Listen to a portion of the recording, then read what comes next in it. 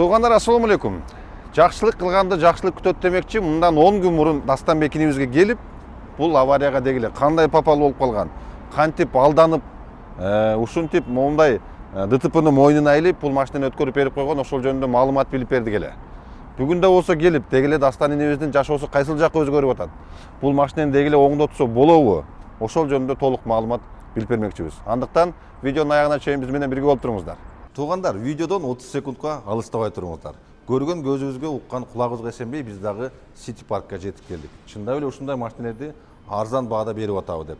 Чындап эле ошондой экен. 50 миң первоначальный менен момундай электромобилдерди выкупка берип аттыр. Эгерде биздин каналдын атынан келе турган болсоңуздар, ошол 50 миңден дагы 30 миң скидка подарка кылып, болгону 20 миң рубль гана төлөп, момундай электромобилдерди выкупка алып кетсеңиздер болот. Бул сиздер көрүп турган Electro Evolute i Pro төлөмүнө келе турган болсок, 2800дөн айына 2 күн выходной менен 4 жылга берилип аттыр. Бул электромобиль City Mobile'де Comfort Plus'та, Яндексте комфортто иштейт. Бул электромобилдин эң эле жакшы жагы туугандар, шаар ичи бүт парковкалар бесплатно.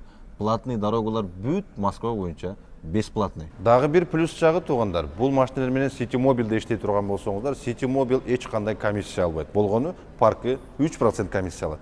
Бул парктын эң эле артыкчылык жагы туугандар, эгерде Яндекстен блокировка болуп калып, башка парктардан комментарий алып, машина албай жүрсөңүздөр, бул паркка келип смело алсаңыздар болот. Бул машиналар City Mobile деп жазылып турганы менен кадимкидей эле фотоконтроль өтүп, Яндексте да иштесеңиздер болот. Машиналардын жылы жаңы болгон үчүн сиздерге дагы кошумча 7 приоритет кошуп берет. Сиздер жанагы көрүп турган электромобилден сырткары бул жерде Хавалдын 2 түрү, Москвичтин 1 түрү бар. Төлөмдөрү канча болот, кандай болот? Телефон номери менен адрести кошуп жазып коебуз экранга. Ошол номерлерге чалып, толук маалымат алсаңыздар болот. Ассаламу алейкум. Ассаламу алейкум. Дастайым кандай? Жакшы, өзүңүздөр. Сен соктарың жакшыбы? Шүгүр, жакшы, өзүңүздөр. Жакшы, Кудайга шүгүр. Өткөндө бир 10 күн болуп калды. Сенден интервью алып, видеого тартып кеттик эле Дастан инибизде. Бүгүн атайын келип, Дастан инибиздин дегеле жашоосу кайсыл жакка өзгөрүп атат? Юристтер жардам берип атабы? Дегеле бул машинаны оңдотсо болобу? Ошо окшогон суроолор толтура болду. Видеонун астында да толтура суроолор болду. Видеону көрдүк, почти бир 115 миңдей адам көрүп тургандар. Кайдыгер карабай биздин инибизге жардам берип, ушинтип колдоо көрсөткөн биздин подписчиктерге терең ыраазычылык бүт барыңыздарга рахмат. Дастан иним, биринчи этин суроолорду берсем, өткөндө комментарийлердин арасында өтө көп жанагындай суроолор болду да. Эми жанагы машиненин хозяйыны өзүнө жердеш экен го, өзүнө тааныш экен го, бир аз ошого скидка кылып, же болбосо жардам көрсөтпөдү деп айтышты да. Бул хозяйыны бизге жакшылык жардам кылды. Бул башыда первый начальный берип чыгарат. Еще мага өткөнгө чейинги аренда төлөнгөн да ол жака. Айга төлөнгөн. Ошолорду коюп тур, биягыны төлөй бер, оягыны кийин кылып бересиң деген. Оягыны сразу төлөп бер деген эмес да. Оягын токтотуп, биягын эле алып жүрө бер, кийин бүткөндө нарагыны өзүң кылып бересиң деген. Баш жагын сураган жок да бизден. Бизге ошол жагы дагы кыйла жардам болду. Башыны сураса уже биз ого дагы расход таппайбыз да азыр. Кече күнү усталар келип көрүп кетти дедиң да, канча акчага оңдолот экен бул машина? Уста көрүп, главный ушул деталыны табыш керек деди. Лонжерондорун. Ооба. Лонжерондон мына алдыдагы кеткен деди. Эми биягыны кусок деталын тапса болот деди. Тапканым менен биягы бобой калат деди. Ошого мындай бир кесик кусогуну табыш керек деди. Башка машинанын. Ушундай машинанын баягы кусок деталы сатылат го, кесилип. Ооба. Ошондой табыш керек дейт. Интернеттен карап табайлы дейт. Анан кийин мына мотор жагы коробкадан кетиптир. Эми буну сатып алсаң болот, кымбатыраак деди. Бунан көрө коробка алган оң дейт. Дегеле восстановленияга жарайбы экен машина? Канча акча сурады да? Оңдосо болот дейт. Где-то миллион ашып кетип калат деди да. Миллион ашып кетет деди. Миллиондон пас кетпейт деди. Мотор, ошондо дагы мотор целый болсо, силерге жакшы деди. Мотор целый болбой калган болсо, башка моторду ремонт кылып коюшка турат. Кыскасы миллиондун тегерек экен да. Кече күнү почти что бизди 115 000 адам көрүптүр да, Дастанбек. Элден канча акча чогулду где-то?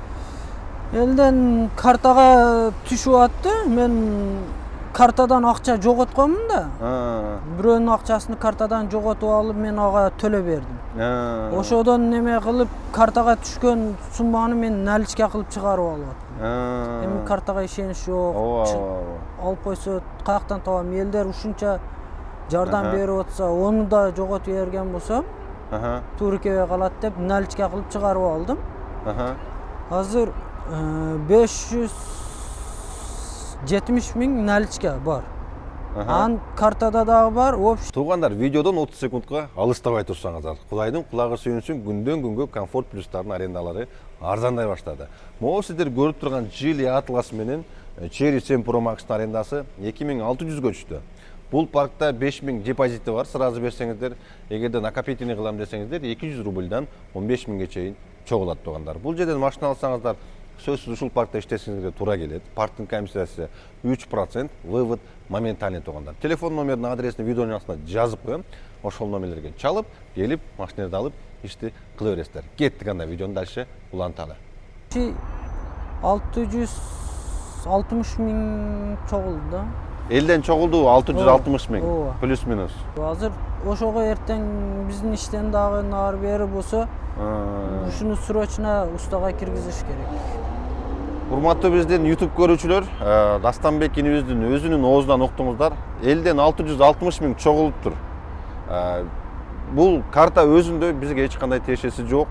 Бүт барыңыздарга чоң рахмат. Ушунчалык поддержка көрсөтүп, комментарийлерден да окуп атабыз, башка жерлерден да көрүп атабыз. Дастаныбызга колуңардан келишиңерче жардам берип атсаңар рахмат. Ушул кылган жакшылыгыңыздарды Кудайым көрүп, тапкан тутканыңарды ушундан дагы жакшы кылып, эки эсе кылып кайтарып берсин демекчибиз. Дастанбек иним өткөндө комментарийде дагы айтып калышты да. Фура айдагандарда дейт, 100% машинесинде камера болот. Алар без регистратор жүрбөйт деди да. Мага дагы ошентип айтышты. Звонок кылып, связга чыгышты. Фураларда камера болот деди. Камера болгон чакта дагы булар Яндекс менен связга чыкса, мелсалар. Яндекс GPS-ти берет деди. GPS-тен сен турган кайсы точкага чейин көргөзүп берет, анык кылып полосага чейин көргөзүп берет деди. Ол баягы мелсалар ояка кайрылса Яндекске. Яндекс ого GPS-ти берсе, спутниктен жолдон чыкканын чыкпаганын точно көргөзүп береби экен. Ошондой деп мага айтты. Эми комментарийлер мен дагы окуп отурдум үйдө. Бири фураны виноват дейт, бири таксини виноват дейт, бири паркты виноват дейт. Звонок кылып көп айтты. Неме кылып, сотту кайта иш баштайлы деди. Паркты сотко бериш керек деди. Паркты сотко бергенге тууган жагынан эми туура келбей калат. Өзүң тууганың болуп кетет экен да, бөлө болуп кетет. Бөлөлөрүң өзүңүн. Апамдын апа жагынан тууган болуп. Эми алар деле колунан келген жеңилчилигин кылып атат экен да бул жактанчы. Аренда анымларын кыскартып. Эми бул машина по идее алардыкы да эмес да, бул банкка байланыштуу да, туурабы? Алар деле эч нерсе кыла албайт, мисалы үчүн через банк чыккан үчүн. Олордун аты менен оформление болгон үчүн олор последний гордто болуп турат. Эми буга биз төлөбөй койсок ого минус болот. Төлөбөй койдуң деп баяндай. Эми биз төлөп берип атабыз, ояк кайтып ояка төлөп атат, ошондой эле болуп атат да. Кече күнү чогулган акчадан 1 айлыгын жаптык, жылып турсун. Эми бияны ремонт кылып тургузуп алайлы деп. Ошентип 1 айлыгын чоздук дагы, бияны устага берели, уста чакырсак ошондой деди. Аз дагы кичине чогутуп туруп, срочно устага киргизбесем, айтты, күндө чукулап кетип атат экен. Ооба, кече күнү айтып атпадың беле? Боковой эшиктерин, айнектерин талкалап, уже анымыларын сууруп кетип атты депчи. Ошон үчүн жакшылап жабып тегерек кетип. Жабыштырып кетиши баштапты. Уже демеге запчастка сатып алабыз деп, Анан кийин дагы бир суроо да иним. Мага лично WhatsApp'тан чалышты, юрист балдарчы. Нургазы, Дастанбектин биздин номерин бер, барып связга чыгып, Дастанбекке жардам беребиз дешти да. Ошондо юристтер болдубу ачык эле, сага жазыштыбы, чалыштыбы? Мага чалышып атты. машинанын данныйларын бер, фуранын хотя бы фамилиясы же машинанын номерин таап бер деди. Биз сразу иш баштайбыз деди. Фуранын битта машина номерин тапкан болсок, биз адам водителин жөн таап алабыз деди. Сенде азыр фуранын номеринин дагы немеси жокпу эч кандай? Менде бар эди. Протокол толтурганда полный телефон номер, фамилия, ат, машина номерлери полный болот го. Ошол документти мен үйдөн таппай жатам. Таппай атасыңбы? Ооба. Бир жерге документтерге койгонмун, азыр издеп таппай жатам да ошону. Анан кийин ого ответ берип бүткөндөн кийин башкасы чыгып, сот баштап паркты сотко берели дейт. Парк без каска машина чыгарганга линияга болбойт дейт. Парк виноват, жаңы машинада обязательно каска болуш керек. Чындап эле ошол азыр каска десең эсиме түшүп калды да. Действительно эле могу жаңы чыккан машиналарда кээ бирки парктар өтө көп жанагындай эсептеги машина алып чыкса, ал парктарга каскасы жок эле бере берет экенде. Мындайча айтканда банкка выгоднабы же кандай билбейм. Айтор историясын карап туруп эле таксопарктын. Эгерде мурдатан жакшына иштеп жүрүп көп машиналарды чыгарып жүрсө, каскасы жок эле бере берет экен да. Эгерде парк жаңы ачылып, бир 5-10 машина чыгарса, аларга обязательно каска менен чыгар деп банк уруксат бербейт экен. Эми бул парк көптөн бери иштеп жүргөн үчүн бул машиналар каскасы жок чыккан экен да, ошондой, Сен күнөөлүү болуп калып. Кызайында башында айткан. Бул машинада каска жок. Каска жок, каска болгондо эми какой-то процентин оңдоп берет деди. Салон. Азыр каска жок. Эми биз ар бир машинага каска ала бергенге ишибиз эми баштаганга туура келбейт экен. Акча жагынан. Түшүнүктүү. Жанагы юрист балдар сага чалганда эч кандай заряны акча сурап, же болбосо дагы бир нерселерди предлагать этип андай нерсе болгон жокпу? Акча ушунча миң бер деп неме болгон жок. Эми документтерин бер, биз иш козгойбуз деди. Биз тааныштар да бар, башкалар да бар. МВДларга чыккан тааныштар бар деди. Ошолор аркылуу болсо дагы ишиңди кайта көрүп чыгабыз деди. Срогу өтүп кеткен болсо дагы кайра иш баштаса болот деди. Жөндөн акча төлөй бербей деп, Кайра баштап эми ошентип баштайлы деди, паркты сотко берели деди. О деди, ар ким чыгып атты, үйүм адресini сурап, адреске барайлы, бетме бет сүйлөшөлү деди. Бирөө жарымтасы менен мындай жолугуп бетме бет сүйлөштүңбү? Жок. Бетме бет жолукканга. Только телефондон болуп атабы? Менде регистрациям бүтүп калды, мен көчөгө чыкпай калдым. Сен гражданствоң жокпу? Менде гражданство жок. Атаң менен апаңда гражданство бар экен, Ооба. Менде регистрация жок болуп калып, көчөгө чыкпай, азыр ишке дагы барбай, үйдө болуп. Үйдө эле отурасың. Азыр эми документ келди, эми ишке чыгып иштеш керек. Азыр эмне иш кыласың эми? Кайра эле стройкага чыгасың? Кайра эле стройка өзүбүз. Стройкада эмне иш болуп атат азыр? Стройкада ушу турба, ыстык суу, муздак сууга. Жанагындай. Чоң турбалар 800-дүк. Ошоларды коюп атасыңарбы? Коюп, жаңылаш керек жер астындагы турбаларды. Ошодо иштеп атабыз. Азыр эми документ келди, кайра ишке чыгып, акчасын турлап, устага срочно киргизиш керек. Так, эми бул устага кирип, канча убакытта оңдолорун айтпадыбы сага? Эми мына деталы болуп калган болсо, бизге оң деди. Мында кусок деталы болсо кесиндик. Болсо биз андай майда битта детал, онусу битта детал бардыгын алып, олорду сабрет кылып чогутуп чыгышыбыз керек. Ол дагы убакыт талап кылат деди. Кыргыз эле балдар менен сүйлөшүп атасыңбы? Ооба. Ошого мындай целый комплект болсо кесип алып туруп ордуга коюп, өзүбүздөй кылабыз, анан ояк биягын турлайбыз. Биз кузов жагын кылып беребиз, мотористтер дагы бар, моторуну олор дагы жасай берет деди. Бир времяда эки жагын тең курай беребиз деди. Азыр эми бул машина банкта болгон үчүн сен өткөндө айтпадыңбы? Сатып бере албай атам.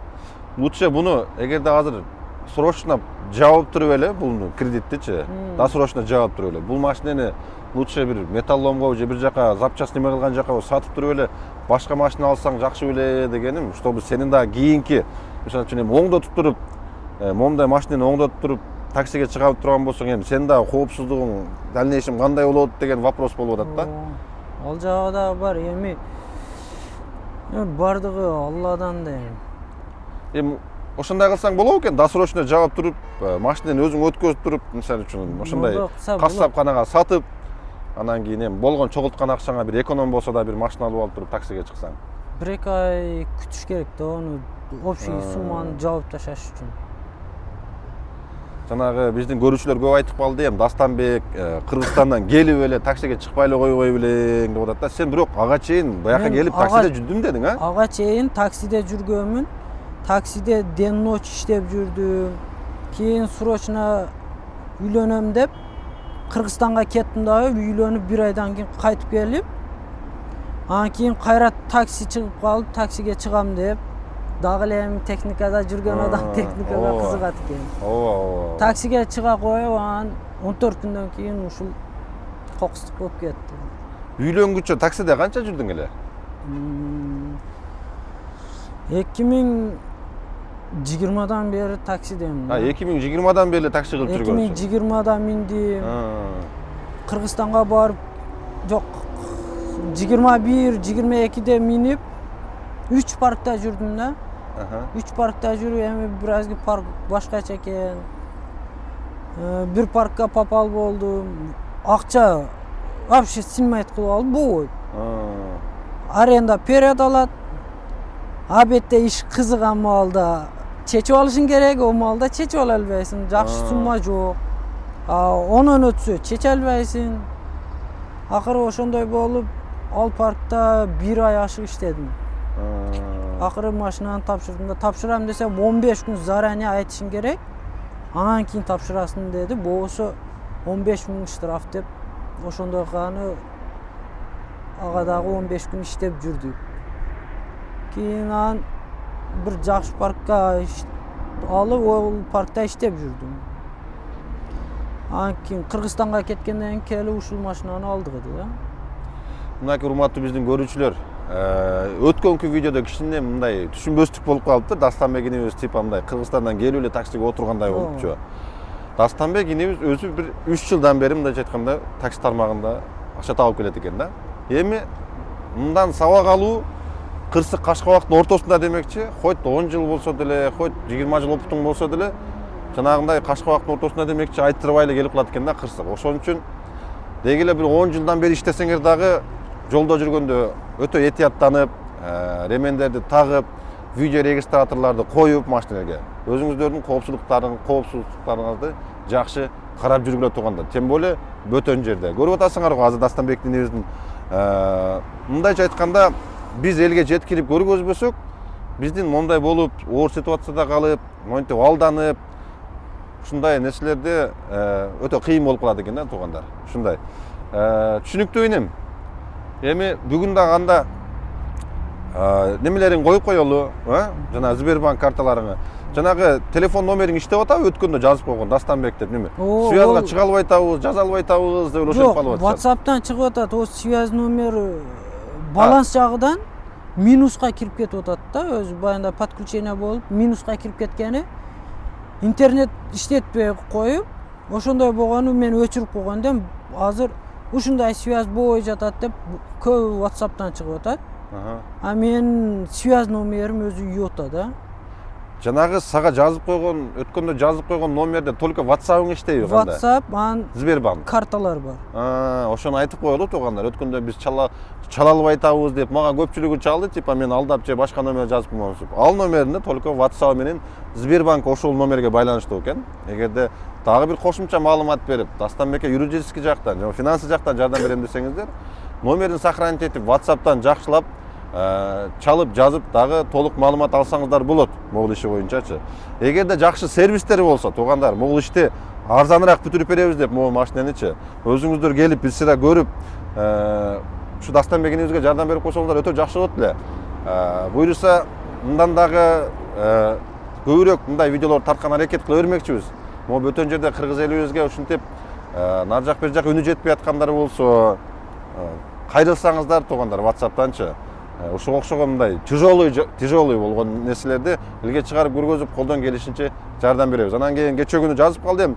50 миң, 100 миң проблемаларды бар деле жанагынтип жазгандар болуп атат туугандар. Эми Москвада эркектерге мисалы үчүн 50 миң, 100 миң эркекчилик ал проблема эмес да. Аны мындай эле чечип алсаңар болот. Бир 10 күн жакшы бир жерде калтыра калсаңар делечи. Ошондой туугандар. Чоң рахмат. Ушунча колдоп, жардам берип атканыңыздарга Алла ыраазы болсун. Ишиңиздер ийгилик болсун. Тапканыңыздарга береке берсин. Аллахым өзү колдосун.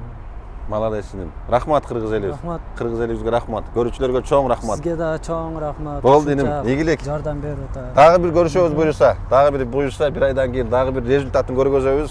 Рахмат чоң барыңыздарга.